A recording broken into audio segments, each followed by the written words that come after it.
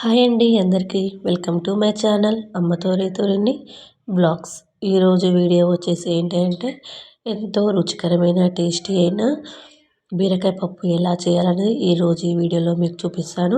ఈ బీరకాయ పప్పు జొన్న రొట్టెలకైతే సూపర్ అంటే సూపర్గా ఉంటుంది. తప్పకుండా మీరు కూడా ట్రై చేయండి.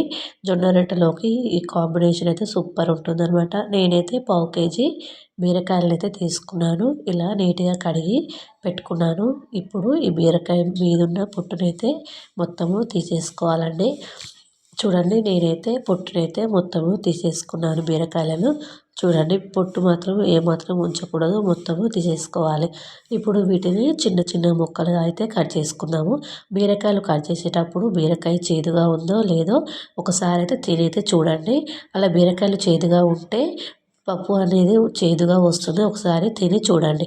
అలాగే పచ్చిమిర్చిని రౌండ్గా చిన్నగా కట్ చేసుకోవాలి.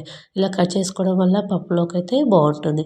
అలాగే నేను పెసరపప్పును ఒక 5 నిమిషాల పాటు నానబెట్టుకున్నానండి.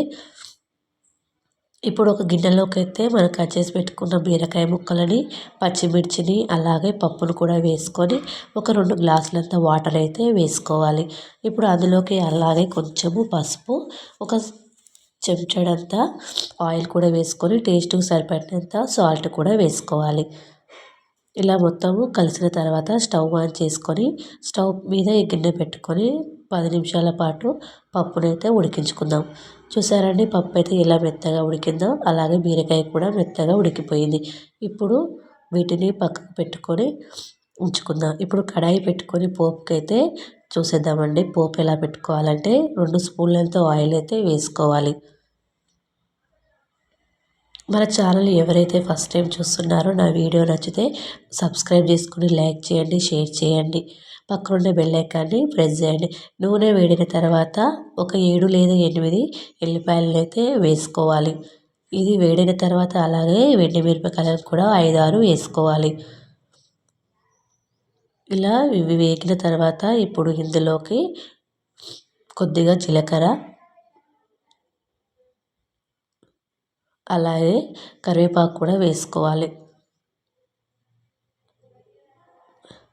కరివేపాకు వేసుకున్న తర్వాత 1/2 స్పూన్ అంతా పసుపు అయితే వేసుకోవాలండి. పసుపు అయితే ఎక్కువ వేసుకోకూడదు, ఎందుకంటే మనం పప్పు ఉడికించేటప్పుడే పసుపు అనేది వేసుకున్నాం కదా. ఎక్కువ పసుపు వేయడం వల్ల పప్పు అనేది చేదుగా వస్తుంది. ఓకేనా. ఇప్పుడు మరిగిన పోపుని అయితే ఈ పప్పు గిన్నెలోకి అయితే వేసుకుందాం. నూనె అనేది మంచిగా వేడైతేనే పోపు అనేది బాగా వస్తుందని నూనె వేడైన తర్వాతనే పోపు అనేది పెట్టుకోండి. చూసారా అండి, పప్పు అనేది ఎంత బాగా వచ్చిందో చూస్తుంటే అర్థమవుతుంది కదా పప్పు అనేది సూపర్గా వచ్చిందని. తప్పకుండా నేను చెప్పినట్టయితే ట్రై చేయండి. అన్నంలో కూడా బాగుంటుంది ఈ పప్పు, కానీ ఇంకా జొన్న రొట్టెలోకి అయితే చపాతీలోకి అయితే ఈ పప్పు అయితే బాగుంటుందండి. ఒకసారి నేను చెప్పినట్టు ట్రై చేయండి.